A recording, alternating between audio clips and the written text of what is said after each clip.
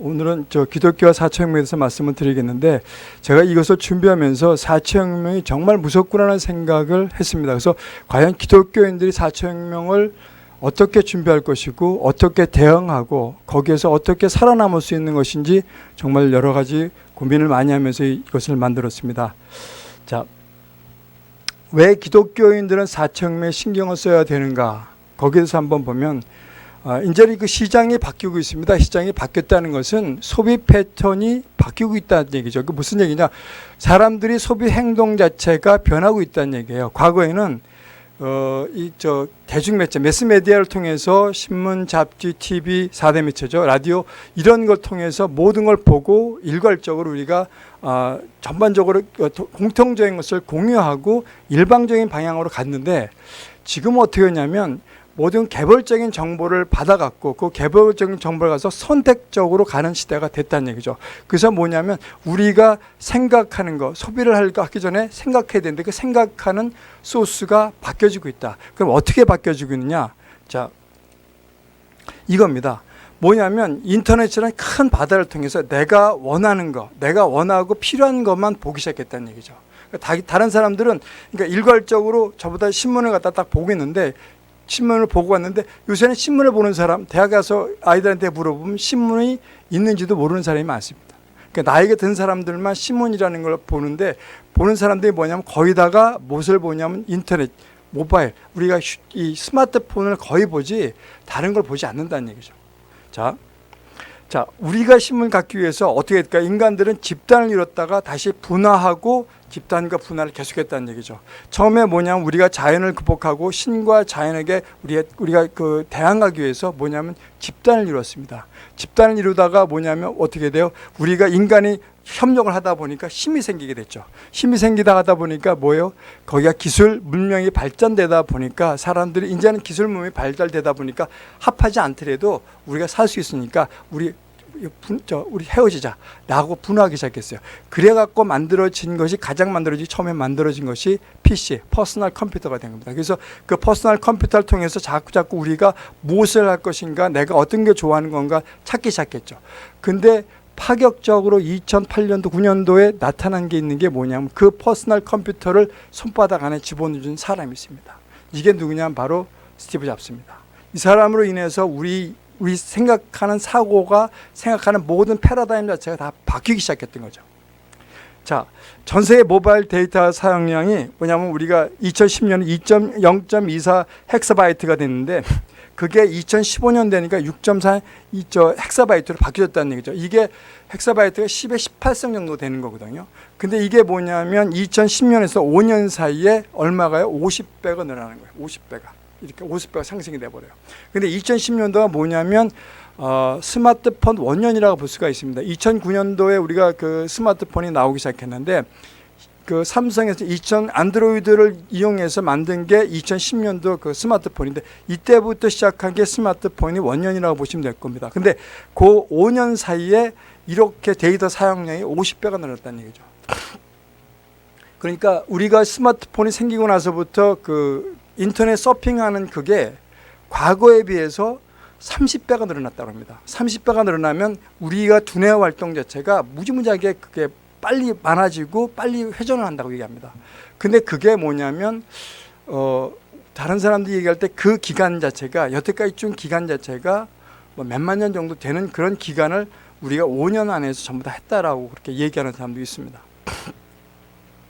우리가 호모 사피엔스라는 얘기가 하는데 우리가 보는 호모 사피엔스라는 것을 우리가 생각하는 우리가 인간들의 호모 사피엔스라는데 거기에 포너라는 것이 들어갑니다. 뭐냐면 포너는 휴대폰입니다. 그러니까 스마트폰. 그래서 스마트폰이 아예 나의 일부가 돼버린 거죠. 그래서 사진도 찍고 음악도 듣고 서핑도 하고 게임도 하고 이런 자유자재로 하는 그런 것들, 그런 것이 내 일부가 돼버린, 그래서 요새 신인류를 뭐라냐면 포노 사피엔스라고 얘기를 한다고 얘기합니다. 그래서 이런 거 우리가 상식적으로 알아둘 필요가 있다고 생각하고요. 자, 4차 혁명이 오면 세상이 어떻게 변할까? 참 궁금한데 정말 해보고 나니까 엄청난 변화가 있다는 것을 깨닫게 됐습니다. 1784년 1차 산업혁명이 있었는데 진기기관을 기반으로 하는 기계 혁명이었죠. 그래서 1760년 영국의 철 생산량이 3만 톤인데 1810년에는 몇만 톤이 한 100만 톤 정도가 증량이 됐다는 얘기죠. 어마어마한 숫자가 증기기관을 통해서 전기를 통해서 만들어진 것이 산업혁명이라는 얘기죠. 그 다음에 나타난 게 뭐냐면 1870년에 2차 산업혁명이 있었는데 이것이 뭐냐면 전기에너지를 기반으로 하는 대량 생산이라는 얘기죠. 그래서 여기서 최초로 컨베이어 벨트가 사용이 됐고요. 그 다음에 자동차 생산이 과거에 비해서 8배나 늘어났다고 합니다. 그러니까 스피드와 대량 생산이 나왔던 거죠. 그 다음에 나온 게 3차 혁명이죠. 그게 1969년도에 3차 혁명이 나타난 건데 이게 컴퓨터와 인터넷 기반의 지식 정보혁명 시대가 된 거죠. 그래서 디지털 혁명을 통해서 최초로 장비를 제어하는 그런 제어 시스템이 만들어지기 시작했다고 얘기합니다. 이것을 예언한 게 성경에서 나온 게 뭐냐면 다니엘서에서 이게 나옵니다. 다니엘서 보면 2600년 전에 200년 후의 일을 다니엘이 예언을 했습니다. 그게 뭐냐면 다니엘서 12장 4절에 보면 다니엘이 마지막 때까지 이 말을 간수하고 이 글을 봉함하라. 많은 사람이 빨리 왕래하며 지식이 더하리라고 얘기했습니다. 많은 사람이 빨리 왕래한다는 것은 비행기처럼 이런 것으로 해서 날아가 다니고 그 다음에 컴퓨터로 인해서 많은 지식들이 더해질 수 있다. 이게 무슨 얘기예요? 정보혁명을 예언했던 거라고 좀 보고 있습니다. 자, 그러면 현재 우리가 4차 혁명을 보는데 그것은 뭐냐? 4차 혁명이 과연 뭐냐? 이것은 인공지능을 기반으로 하는 기술의 융합혁명이다. 결국은 뭐냐면 인터그레이션하고 다 통합하는 그런 혁명이라고 보시면 될 것 같습니다. 그래서 인공지능, 사물인터넷, 그 다음에 3D 프린터, 빅데이터 이런 거, 그 다음에 알파고 같은 것들 그런 인공지능 모든 것들이 합쳐져서 하나를 갖다 만들어내는 거죠. 그래서 내냐면 인간과 기계의 잠재력을 극대화해 산업 시스템을 재편하게 된 거라는 얘기죠. 그래서 이거 보면 여기 위에 이 그림을 보면 사진을 보면 각자 기계가 서로 연결되는 거죠. 그래서 저기가 어떤 것이 무슨 문제가 있는지 이쪽 기계가 알고 거기에 대처하고 이런 식으로 시스템이 통합되는 그런 시스템이 되어 있다. 이게 결국은 사물 인터넷이라는 얘기죠. 그래서 보면 여러분 이분 어떠세요? 여자분? 이쁘죠? 네. 근데 이 여자가 뭐냐면 소피라는 여자예요. 그래서 2살밖에 안 됐고요. 2015년에 개발이 됐는데 62가지 이상의 표정을 지을 수 있고 사람과 대화를 할 수 있는 로봇이라는 얘기죠. 그럼 우리가 결국은 나이가 든 분이나 예를 들어서 우리가 영화에서 봤던 것들 이런 사람들이 현실화될 수 있는 것이 된다라고 얘기하는 거죠. 왜냐하면 정말 우리가 예를 들어서 시집 못 가고 장가 못 간 사람들 뭐예요? 로봇 사갖고 같이 살 수도 있거든요. 그런 것들이 실현이 될 수 있는 시대가 올 것이라는 생각이 드는 거죠. 자, 4차 혁명 구조는 가장 중요한 게 빅데이터입니다. 빅데이터. 그래서 빅데이터 회사가 늘어나는 이유가 우리가 보면 이런 거 있죠. 우리가 정보 수집에 동의하십니까? 꼭 동의하게 돼 있죠. 동의가 안 하면 넘어가지는 않거든요. 이게 뭐냐면 바로 빅데이터라는 얘기예요. 그래서 어떤 사람이 어떤 물건을 어떻게 사고 있느냐, 그래서 이 사람이 어떤 걸 할 것이냐 라는 것을 예측하는 게 빅데이터라는 얘기죠. 그게 빅데이터가 어디로 가냐면 클라우드에 가서 저장이 되면 이 빅데이터가 클라우드에 저장이 되면 그 저장된 걸 갖고 알파고가 인공지능이 거기서 시뮬레이션하고 어떻게 하는 가장 좋은가 그런 걸 만들어내는 거죠. 그래갖고 뭐냐면 이걸 통해서 사물 인터넷에 연결돼갖고 사물이 뭐가 좋다 뭐가 나쁘다 이것이 고장날 것 같다 안 날 것 같다 이런 것까지 다 예측하는 거죠. 그러고 난 다음에 우리가 만들어내는 거 지금 얘기하는 3D 프린팅 갖고 그걸 만들어갖고 개인이 메이커가 돼버리는 거죠. 옛날에는 과거에는 여러 공장을 갖고 있었지만 지금은 그게 없이 한 사람이 3D 프린트 갖고 자동차도 만들 수 있고 심장도 만들 수 있고 예를 들어서 이 피부도요 3D 프린트로 해갖고 이 피부에다가 얼굴 하나하나씩 붙여갖고 내가 가장 좋아하는 사람 예를 들어서 뭐 장동건이 되고 싶다면 그렇게 갖고 장동건을 만들 수 있다는 얘기죠. 그게 지금 이 4차 산업혁명의 주요 기술이 되는 거죠. 이것이 통합된 것이 결국 4차 혁명이라고 보시면 됩니다. 자, 이번 호프스 테터가 얘기한 건지 뭐냐면 우리가 뭐냐면 독일의 인공지능 학자인데 이 사람이 뭐라고 얘기했냐면 스마트폰이 일반화되면서 70억 인구가 한 사람이 돼버렸다는 얘기죠. 그 한 사람이 돼버리고 그리고 한 사람이 뭐예요? 집안에서 있는 모든 기기를 통제를 하고 그 집안에 있는 집안에서 또 다른 집안으로 그것도 다른 집안은 또 다른 나라로 전 세계가 70억 인구가 하나가 될 수 있는 그것이 바로 뭐냐면 4차 혁명으로 얘기하고 있습니다. 그래서 1000억 개의 사물이 서로 연결이 되고요. 지능화된 기계들이 많이 함께하게 될 거라고 얘기하죠. 결국은 뭐냐면 우리가 인간이 지능보다 더 높은 지능을 가진 로봇이 생성될 수가 있다는 얘기죠. 그것이 결국은 뭐냐면 앞으로의 4차 혁명이라고 얘기를 하고 있습니다. 크리스천 크레츠라는 사람이 이게 IBM 왓슨 연구소에 있는 분인데요. IBM은 일찌감치 다른 쪽으로 갔습니다. 무슨 얘기냐면 의학 쪽으로 가갖고 의학이 필요한 생명공학, 의료 정보학을 만드는 그런 컴퓨터에 주력을 했습니다. 그래서 여기에 보면 가천의대 길병원에서 무슨 IBM 왓슨 인공지능 암센터를 만들었습니다. 그래서 인공지능을 이 사람이 딱 해서 데이터를 갖고서 딱 보면 이 사람이 가장 최적의 상태에 어느 것을 하는 게 가장 좋다. 그 다음에 이것을 하면 부작용 없을 거고 이것을 할 경우에 부작용이 있으니까 어떻게 하는 게 좋다라는 데이터로 인해서 딱 제시를 해준다는 얘기죠. 그러면 어떻게 해요? 가장 최적한 우리가 환경에서 질병을 볼 수 있다. 그럼 우리가 무슨 얘기냐면 우리가 앱을 통해서 스마트폰 앱을 통해서 내가 어느 피를 갖다 놓거나 뭘 가서 딱 갖다 놓으면 멀리서 떨어진 사람이 날 진단할 수 있다는 얘기죠. 그런 시스템이 이제 다 되겠다. 그게 뭐냐면 사물 인터넷, 아까 얘기했던 스마트폰 모든 것이 연결돼 갖고 그게 가능한 시대가 됐다라고 얘기하는 거죠. 자, 여기서 보면 1980년대 시가총액 10대 기업입니다. 여기서 보면 맨 처음에 IBM, 그 다음에 휴레패카드, 파나소닉, 제록스, 디지털, 소니, 텍사스, 인스트루먼트, 히타치, 모토로라, 유니시스가 있는데 전부 다 뭐냐면 여기는 뭐냐면 제조업체입니다. 이게 전부 다 얘기하는 제조업체인데 제가 가전회사를 다녔었는데 80년대 가전회사를 다녔는데 여기서 나오는 파나소닉이나 소니나 히타치 이런 데는 난공불락의 업체였어요. 저기가 가서 저기 정도면 되면 된다라고 생각한 것이 바로 이 업체인데 우리가 옛날에 텔레비 있을 때 삼성이나 금성사였던 TV를 보는 것보다 소니 브랜드에 있는 딱 TV를 갖다 놓으면 그 집안에 품위가 있었던 그런 시대. 그런 시대였던 게 바로 1980년대죠. 근데 이게 뭐냐면 이런 것들이 전부 다 어떻게 되냐? 자, 1990년대가 되면은요.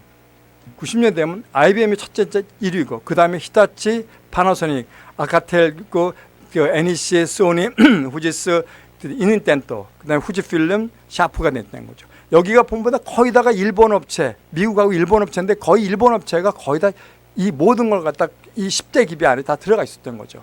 그게 뭐냐면 제조 기술을 갖다 아주 철저한 품질 관리로 인해서 기술 문명이 확달된 일본들이 모든 1980년대와 90년대 다 휘어잡고 있었다는 얘기죠.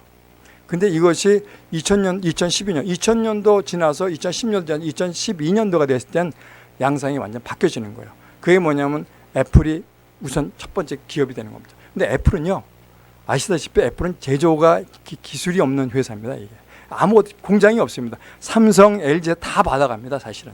그 다음에 중국 이동통신회사, 그러니까 우리 SK 어떤 이동통신회사가 이거고요. 그 다음에 구글, 그 다음에 마이크로소프트, IBM, 그 다음에 삼성, AT&T. 이게 이제 전기회사, 전자회사죠. 그래서 최대 전화회사고 초고속 인터넷망을 갖다 했던 KT 같은 그런 회사고요. 오라클이 있고요. 그 다음에 버라이즌 커뮤니케이션이라고 하는데 이 회사가 있었고 그다음에 보다폰이라는 게 있어요. 보다폰은 영국의 이동통신업체가 보다폰입니다. 그래서 버라이즌 커뮤니케이션스는 미국 통신 관련 무선 통신 네트워크, 무선 데이터를 해주는 그런 업체고요. 그다음에 나오는 것이 이제 IBM하고 삼성 그런 회사들이 이제 예를 들어서 그 제조업체고 나머지는 어떻게 됐어요? 거의 다가 전부 다 무슨 회사로 바뀌었어요? 전부 다 제조가 없는 그냥 데이터만 갖고 있고 팔아먹는 그런 회사로 다 바뀐 겁니다. 자, 2012년에 이렇게 돼 있죠. 근데 이게 2015년이 되면 어떻게 되냐면 양상이 또 바뀌어지기 시작합니다. 뭐가 됩니까? 구글, 마이크로소프트, 중국 이동, 페이스북이 태어나기 시작했죠. 그 다음에 버라이즌 커뮤니케이션 있고 알리바바 그룹이 들어오게 돼 있어요. 여기가 뭐냐면 중국 기업입니다. 중국 기업인데 이 알리바바 그룹은 무슨 그룹이냐면 쇼핑몰이에요. 쇼핑몰. 그러니까 전 세계 가장 큰 쇼핑몰이 바로 이겁니다. 근데 알리바바 거기 회사의 다윈 회장이라는 사람은 정말 대단한 사람이, 이 사람은 영어 강사였는데 정말 별 볼일 없는 사람이었어요. 정말로 별 볼일 없고 힘들고 어려운 상태에서 15,000원 갖고 매달 15,000원 갖고 살던 사람인데, 그 사람이 정말 그 우연한 기회에 그 야후 사장을 그 만리장성 가서 그 관광 가이드를 한 적이 있었어요. 그래서 그 사람하고 친하고 된 상태에서 그 사람한테 펀딩을 받아갖고 시작한 게 바로 뭐냐면 이 알리바바입니다. 근데 처음에는 안 됐는데, 처음에 안 되고 거의 그 도산 위기에 갔을 때 손정희 회장한테 가서 그 또 펀딩 받아갖고 시작해갖고 중국 최고의 갑부가 된 거예요. 이 사람이 알리바바라는 사람이에요. 알리바바 그 다윈 회장이라는 사람이에요. 그 다음에 나온 게 이제 오라클이 아까 나온 거고, 텐센트라는 게 이제 중국 기업인데, 이것도 뭐냐면 이건 게임 회사예요. 중국 게임 회사. 그 다음에 삼성이 있었어요. 삼성이 아까 뭐냐면 2012년도에서 6위 정도 돼서 하나, 6위에서 뭐냐면 10위로 넘어갔죠. 이게 마지막으로 넘어간 겁니다. 그러니까 거의 뭐냐면 2015년도까지 삼성이 버티고 있었죠. 마지막까지 제조업체로서는.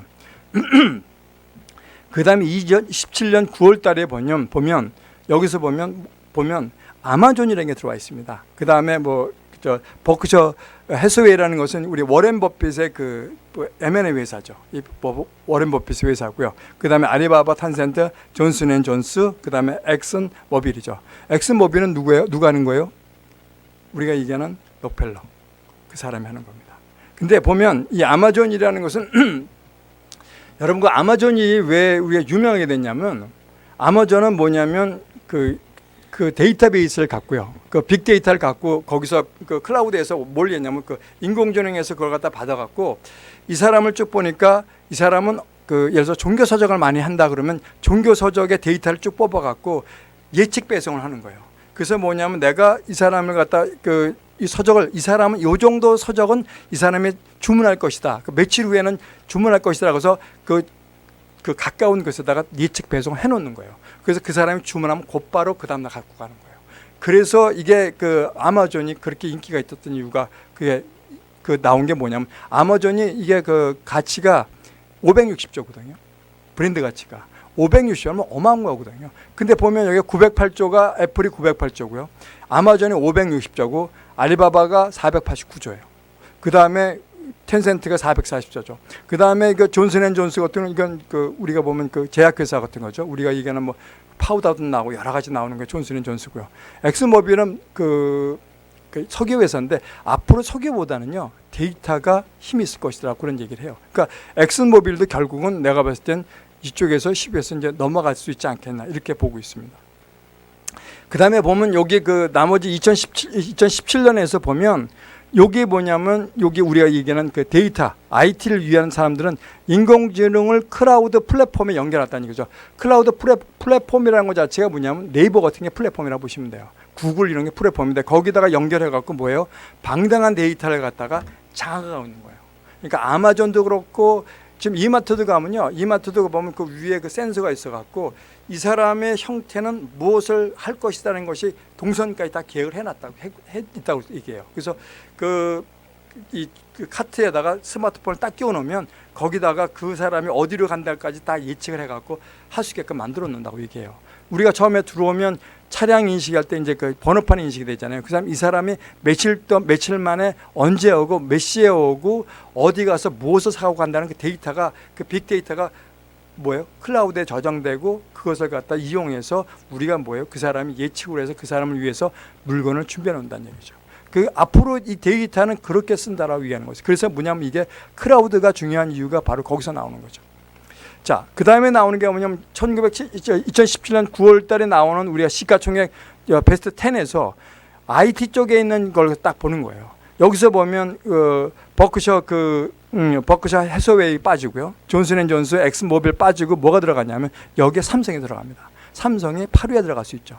그 다음에 TSMC는 세계에서 가장 큰 반도체 관련 업체인데, 이게 뭐냐면 웨이퍼 있죠, 웨이퍼. 반도체에 들어가면 그 반도체 칩을 들어갈 때 웨이퍼에 집어넣어 갖고 깨끗하게 물로 고압 세정을 하거든요. 그걸 만드는 게 TSMC 대만의 회사입니다. 그 한 회사들하고 전부 다 뭐냐면 반도체 관련 업체들입니다. 여기 유일하게 들어간 업체가 제조업체는 삼성이에요. 그 삼성이 뭐냐면 제조 관리의 시스템에 가장 잘 맞는 그런 회사 나국에 들어갔다고 얘기를 해요. 그래서 관리의 삼성인데 거기에 그러니까 제조 쪽에서 관리는 가장 삼성은 쫓아갈 수 없다라고 지금 나와 있다고 얘기하는 거죠. 그래서 우리가 그럼 제품 우리가 시가총액 가치를 보면 애플이 951조죠. 아까 908조에서 더 올라간 거예요. 이게 908조에서 나왔던 것은 이 데이터하고 넘어가서 보면 더 올라가는 거죠. 그 다음에 732조, 그 다음에 632조, 560조 이렇게 계속 올라가는 거예요. 요건 유동이 계속해서 있다라고 얘기하더라고요. 그 다음에 나온 거고요. 그 다음에 우리가 삼성에서 있는 시가총액을 한번 바라보는 거예요. 삼성이 336조로 나오고요. 현대가 38조입니다. 그리고 네이버가 24조. 그 다음에 아모레 화장품이죠. 아모레 화장품. 그게 18조라고 얘기합니다. 그래서 아모레 화장품 같은 경우는 중국에 갔을 때 한국식으로 모든 걸 했답니다.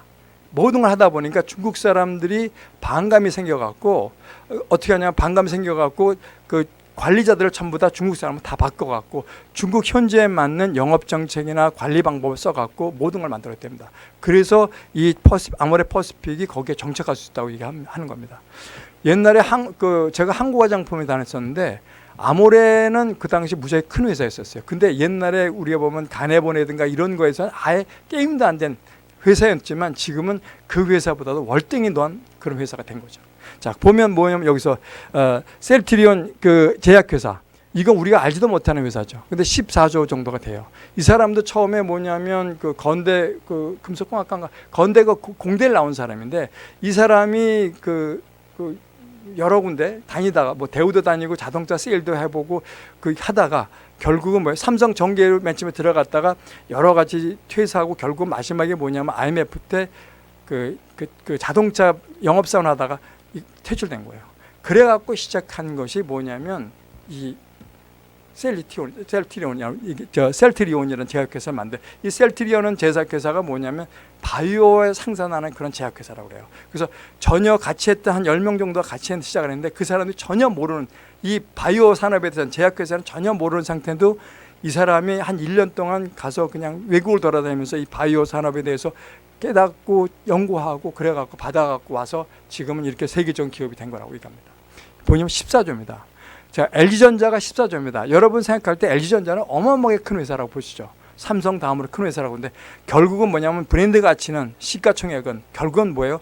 셀트리온하고 거의 똑같다는 얘기죠. 그 다음에 네이버보다도 못하다는 얘기예요. 그 다음에 기아자동차가 14조예요. 그리고 나인, 카카오톡 8.5조, 6.8조, 6.8조라고 얘기하죠. 자, 여러분 그 라인이 어디 회사인지 아세요? 네? 네이버 거예요. 카카오톡도 네이버 거고. 결국 그러면 네이버가 결국은 우리 거보다도 훨씬 예를 들어서 거의 현대하고 거의 비슷한 브랜드 가치, 시가총액을 갖고 있다라고 얘기한 겁니다. 어마어마한 이상하죠. 저희가 보면. 자, 그 다음에 보면 이거예요. 자동차 업체 한번 볼게요. 자동차 업체. 자, 첫 번째 뭐냐? 도요타입니다. 도요타는 205조입니다. 메르세데스 벤츠 8조. 그다음에 폭스바겐 85조. 그다음에 BMW 68조. 테슬라, 여러분 테슬라 혹시 아십니까? 테슬라 아주 유명하죠. 지금 말이 많은 회사죠. 그 테슬라가 66조입니다. 그리고 GM, 혼다, 포드, 닛산, 볼보, 아우디하고 현대자동차하고 30% 똑같습니다. 근데 이 테슬라는 말이에요. 전기자동차를 만드는 회사인데 이 자동차 만드는 회사인데 이걸 뭐라고 했냐면 자동차 기업이 아니라 데이터 기업이라고 얘기하고 있습니다. 그건 과연 뭐냐 이거죠. 앞으로는 이 데이터를 갖고 이 사람들을 만들어서 이 사람은 데이터 만들어갖고 한 게 뭐냐면 테슬라가 한 게 지금 우주로켓 회사 스페이스 X 있죠. 그 달까지 가는 그걸 갖다가 왕복선을 만들겠다. 이거까지 만드는 게 이 테슬라라는 얘기예요. 그러니까 우리 생상도 못하는 것들을 그 사람들은 지금 하고 있는 거예요.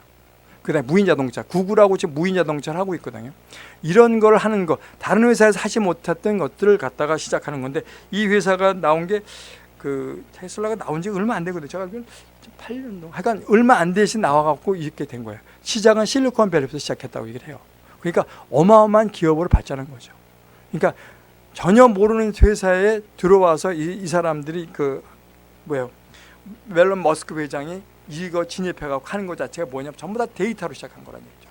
데이터로. 자, 에어비앤비가 뭡니까? 여러분 에어비앤비 혹시 들어보셨어요? 에어비앤비? 이게 뭐냐면 에어베드 앤드 블랙퍼스트라는 얘기예요. 그래서 뭐냐면 그 침대가 아니라 에어베드에서 자고 그 다음에 아침에 블랙퍼스트 줄 수 있는 그런, 그래서 에어비앤비라고 만드는 건데 2008년도 8월 미스크 샌프란시스코에서 시작을 했는데요.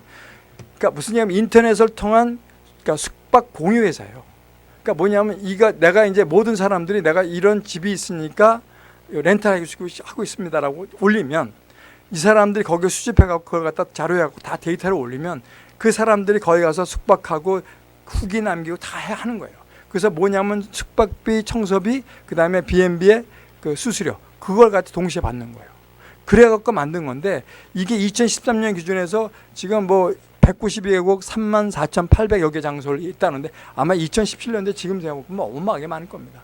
근데 이게 뭐냐면 브랜드 가치가 그 가치가 뭐냐면 38조랍니다. 38조. 그러면 현대자동차하고 똑같은 거죠. 그럼 이 사람 뭐 호텔이 있어요? 뭐가 있어요? 이 사람 아무것도 없어요. 있는 게 뭐예요? 빅데이터, 클라우드, 인공지능 그거밖에 없는 거예요. 그런데 38조의 가치를 갖고 있다. 시가총액 가치를 갖고 있다. 이건 말이 안 되는 얘기죠. 결국은 뭐냐면 우리가 제품을 생산하는 이런 생각보다도 우리가 아이디어를 갖고 시작해야 된다. 그런 생각이 가장 중요한 거예요. 그래서 지금 여기 보면 그 메리어트 호텔 있죠. 메리어트 호텔이 4,000개 이상의 체인을 갖고 있는데 이 사람의 그 시가총액, 브랜드 가치가 뭐냐면 23조밖에 되질 않아요. 4,000개가 있는 호텔을 갖고 있는 호텔하고 호텔 아무것도 없고 컴퓨터 한 대 있고 뭐 이 정도밖에 없는 빅데이터만 있는 회사가 38조. 우리가 뭐예요? 앞으로 우리가 어떻게 갈 거냐? 이게 벌써 나와 있는 거예요. 저는 사실 이거 여기 우리가 인터넷에 올리고 이런 거에 대해서 참 부정적으로 생각했었거든요. 하느님이 다 해주실 건데 우리가 굳이 뭐 이렇게 거기서 제목을 잘 쓰고 뭐 하고 왜 일을 할 필요가 뭐 있을까? 뭐 표지 잘만 이런 생각을 안 했는데 제가 이 4차 혁명을 딱 하면서 야 이게 진짜구나. 이게 결국은 빅데이터고 이것이 우리가 클라우드 이 클라우드가 결국 우리가 그 플랫폼에다가 집어넣어가고 계속 그것을 남게끔 만드는 것 자체가 결국은 이것이 바로 우리가 가는 4차 혁명에 우리가 대비해라. 이런 생각을 하게 됐습니다. 사실은. 자, 그리고요. 그 다음에 나온 게 뭐냐면 제가 한 게 우버 택시 우리나라에 왔다가 결국은 못하고 그냥 쫓겨갔죠. 그죠? 근데 이게 뭐냐면 택시 하나도 없는데 뭐예요? 택시 회사예요. 그때 이 가치가 얼마냐면 82조예요. 이게 자동차 한 대도 없는데 82조. 이게 말이 안 되는 회사거든요, 사실은요. 이게 무엇이냐? 결국은 데이터, 빅데이터 그것이 우리가 갖고 있는 그 빅데이터가 결국은 자산이 된다는 얘기죠. 결국 우리가 가져야 될 것은 뭐냐면 무엇을 우리가 가져야 될 것인가, 무엇을 찾아야 될 것인가 그런 것이 가장 중요한 거죠. 그러면 예를 들어서 우리가 목회를 할 때 우리가 어떤 그 성경을 갖다 얘기할 때 성경 갖다 어떤 식으로 데이터를 만들어서 어떻게 뿌려줄 것인가 이것도 우리가 한번 생각해 볼 필요가 있을 것이다 생각이 많이 들었습니다. 그래서 우버는 스마트폰을 기반으로 해서 교통 서비스를 제공하는 미국의 운송 네트워크인데요.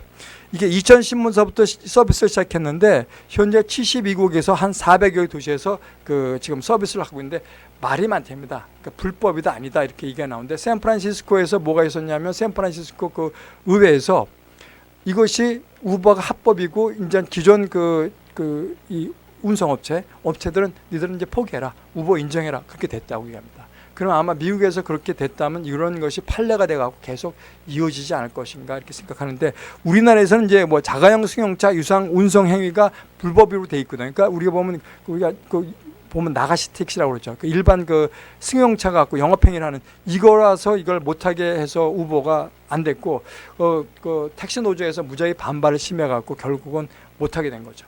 근데 결국 우버는 언젠가 다시 들어올 수 있지 않겠나. 근데 우리나라의 사람들 얘기 들으면 우리나라 교통 상황이나 이런 거 봤을 때 우버 택시가 이렇게 순익을 낼 수 있는 상황은 못 된다라고 얘기를 합니다. 그래서 왜냐하면 먼 거리, 장거리 가고 교통이 편하면 좋은데 우리나라는 교통난이 너무 심하고 트래픽이 너무 심하기 때문에 우버가 조금 거기서 일단 자신 철수하지 않았나 이렇게 예측하는 사람도 있습니다. 자, 데이터가 곧 뭐예요? 돈이 되고 권력이 되는 세상이 온다. 그래서 지속적으로 데이터는요. 지속적으로 뭐예요? 재생하고 그 다음에 고갈되지 않도록 스스로 증폭하고 자기가 스스로 데이터를 갖다 만들고 다시 백업하고 다 만든다는 얘기죠. 그게 뭐냐? 인공지능이 그것을 만들어내고 있다는 얘기죠. 이 사람은 어떤 사람이 어떤 위에서 이 사람 소비 패턴은 어떻고 최근에 어떤 걸 보고 그런 거 다 데이터로 해서 만든다는 얘기죠. 그것이 통합이 됐을 때 그 사람을 우리가 어떻게 공략할 것인가. 예를 들어서 우리가 이러는 거죠. 어떤 사람은 전도해야 되겠다고 생각하는데 그 사람의 데이터가 쫙 있으면 그 사람이 어떻게 해서 어떤 식으로 해서 들어가는 게 좋습니다라고 얘기 나오는 것이 똑같다는 얘기죠. 우리가 마케팅을 할 때 마케팅 4P라는 게 있거든요. 첫 번째 프로덕트예요. 프로덕트는 뭐냐면 제품이 좋아야 되는 거죠. 그 다음에 프라이스가 있겠죠. 가격이 어떠냐. 그 다음에 플레이스.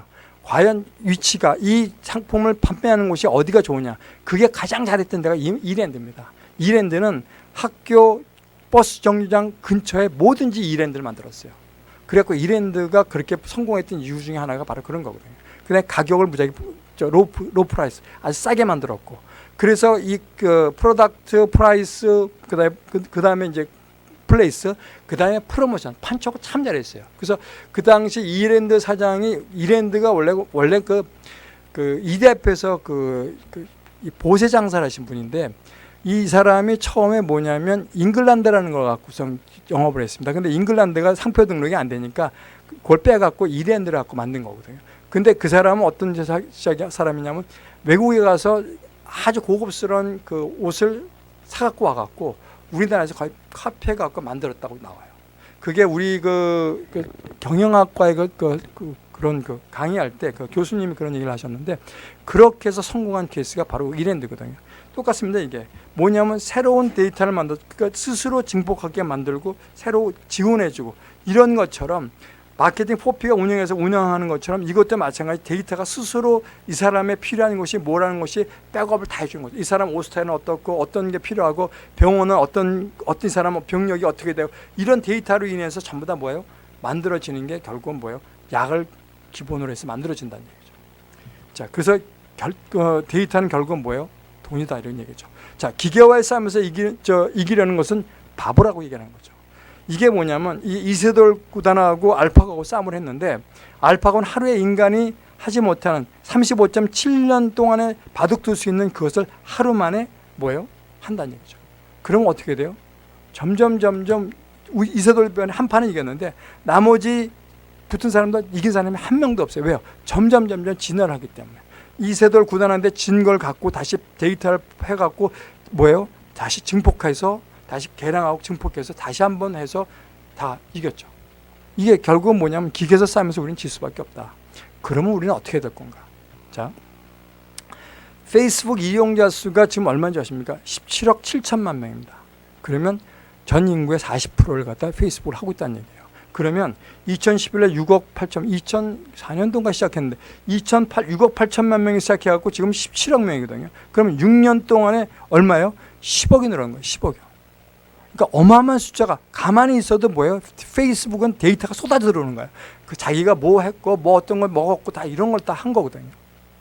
근데 이게 결국은 우리가 뭐냐면 이런 것이 뭐냐면 결국은 이런 데이터가 뭐하고 연결되냐면 돈하고 연결된다는 얘기죠. 매출하고. 그래서 뭐냐면 2013년에 지금 8조 9,268억 원을 갖다가 매출을 올렸는데 순이익이 1조 7,010억 원이에요. 어마어마한 거죠. 지금 근데 2016년은 어떻게 돼요? 31조 3,415억 원인데 순이익이 11조 5,961억 원이에요. 그러면 몇 배예요? 4배가 뛴 거예요. 4배가. 그러니까 6년, 3년 사이에 4배가 뛴다. 그럼 앞으로 몇 배가 뛸 거예요? 어마어마한 기술로 올라갈 수 있다. 결국은 뭐냐면 데이터가 결국 우리는 승리로 나올 수 있는 방법밖에 없다. 근데 우리는 뭐 했어요? 우리가 사이버월드 뭐 했어요? 사이버월드 결국은 이게 이거 벤치마킹 한 것이, 페이스북이 벤치마킹 한 것이 싸이월드라고 얘기하지만 싸이월드 뭐 했어요? 돈을 못 벌었어요. 결국은 뭐예요? 사장되고 뭐예요? 페이스북이 결국은 그걸 응용해서 저 좋은 걸 만들어낸 거죠. 알파고를 채용한 현대제철에서요, 꿈의 자동차 강판을 뽑아냈답니다. 그게 뭐예요? 40% 강도가 높은 강판을 만들어내는데 몇 달 동안 걸리는 실험을 딱 10일 만에 만들어냈답니다. 그 결국 연구비도 절반으로 줄어들었고 뭐예요? 이제는 뭐냐면 인간이 할 수 있는 것들이 전부 알파고가 점점점 잠식해 갈 수 있다라고 보는 거죠. 4차 혁명은 우리한테 위기일까 기회일까? 없어지는 직업을 보면요, 판사, 변호사, 변리사 예외 아닙니다. 왜요? 수많은 데이터를 갖고 빅데이터를 갖고 이런 판결은 이 사람은 어떤 정도의 형량을 맞춰서 나와야 된다는 게 딱 데이터가 나온다는 얘기죠.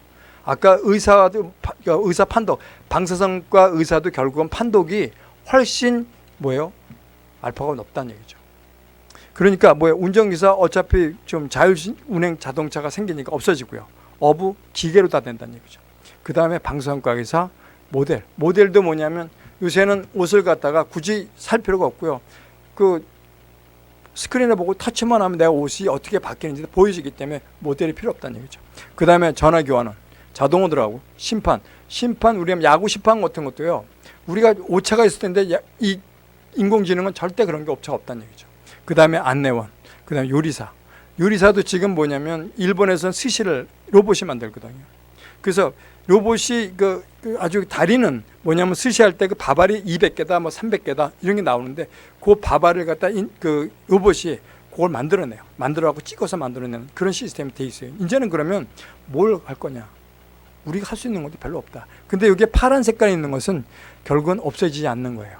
그러면 성직자, 소방대원, 사진작가, 상담사. 여긴 저기가 이거 두 개가 제가 포함이 되어 있어 좀 마음이 안정되는 건데 이게 없어지지는 않는다는 얘기죠. 왜요? 그래도 가장 중요한 건 마음을 다스릴 수 있는 그런 것은 아직도 없다. 그건 항상 마음을 다스려 줘야 되는 그런 상황이 된다라고 얘기하는 거죠. 자, 대학의 운명 어떻게 될까요? 대학의 운명은 사이버로 변할 것이다. 사이버 가서 옷 쓰는 사람이 하나도 없을 것이라고 얘기해요. 그 다음에 교과서 사용하지 않고 우리가 거기다가 데이터 위에다가 인터넷에다가 올려놓으면 그걸 보고 그 사람들이 보고선 거기서 얘기하게 갖고 나오고 서로 대화하고 그렇게 되는 시대가 될 것이다. 그 다음에 학사 일정이 없는 대학이다. 언제 어느 때 들어와도 관계없이 들어갈 수가 있다. 그 다음에 모든 인류에게 개방됐다. 그래서 지금 뭐냐면 4년제 대학 코스 없어지고 그 1년 동안에 만들어서 갈 수 있는 것이 될 것이다. 이런 것이 돼요. 그래서 지금 그 하버드 대학인지 모르겠지만 그 몽골에서 인터넷으로 방송돼 갖고 그 대학에 들어간 사람이 있어요. 그런 걸 보면 뭐냐면 언제든지 언제 어느 곳에서도 개방돼 있다라고 돼 있는 거죠. 자, 그래서 중요한 게 뭐냐면 지금 이제 거의 이게 마친 건데, 그럼 대안이 뭐냐? 인공지능에 대한 기술에 대한 것은 모든 오픈이 돼 있다고 얘기합니다. 그러면 그거 갖다 어떻게 우리가 배워야 되느냐? 여기서 보면 앤드류 웅이라는 아주 인공지능의 아주 최고의 학자, 최고의 박사가 있는데 이 사람이 하는 얘기가 뭐냐면 인공지능을 해보고 싶으세요? 코세라라는 딥 러닝 AI 코스를 수강하세요. 이게 무료입니다. 그냥 배울 수 있어요. 이게 한 700개 정도가 사이트가 운영되고 있답니다. 그러니까 이거를 배워갖고 하라고 얘기하는 거죠. 그러니까 결국은 뭐냐면 우리가 할 수 있는 것은 배우는 거 외에는 없다. 우리는 앞으로는 우리가 영어를 갖다 회화할 때 머리에다가 칩을 이식하면 영어를 회화할 수 있는 그런 거 되는 때가 왔어요. 근데 우리가 믿는 사람들은 그걸 해야 돼요, 말아야 돼요? 안 하잖아요. 그죠? 그러니까 마찬가지예요. 여러분, 여기서 인공지능이 하다 보면 언제까지 가냐면 200년, 300년까지, 재수 없으면 300년, 1000년까지 살 수 있는 입장이 돼요. 왜 그러냐? 내가 모든 걸 바꿔버리면 되니까. 영화에 보면 인타임이라는 영화가 있습니다. 인타임 영화가 있는데 그 영화는 뭐냐면 시간으로 모든 걸 갖다가 바꾸고 있는데 어떻게 되냐면 얼굴도 전부 다 늙지 않고 다 이쁜 상태 그대로 있어요. 근데 돈이 많은 사람이 주인공한테 자기 시간을 다 주고 자살해버려요. 왜 그럴까요? 무료해서 그렇습니다. 내가 해봐도 내가 마음에 평안이 없고 감사가 없고 그러니까 결국은 어떻게 돼요? 마음에 문제가 생기기 때문에 자살하게 된다는 얘기죠. 결국은 우리가 4차 혁명에 대했을 때 우리가 할 수 있는 것은 그 사람들의 마음을 다스려 줄 수 있는, 우리가 믿음으로써 성경의 말씀으로서 하나님의 말씀을 통해서 예수님의 말씀을 통해서 우리가 그들분들한테 마음을 치유해 주는 그런 시대가 될 것이라고 생각이 됩니다. 오늘 요 기독교와 4차 혁명은 1부는 여기까지 하고요. 나머지 2부 때 다시 한번 말씀을 드리겠습니다. 감사합니다.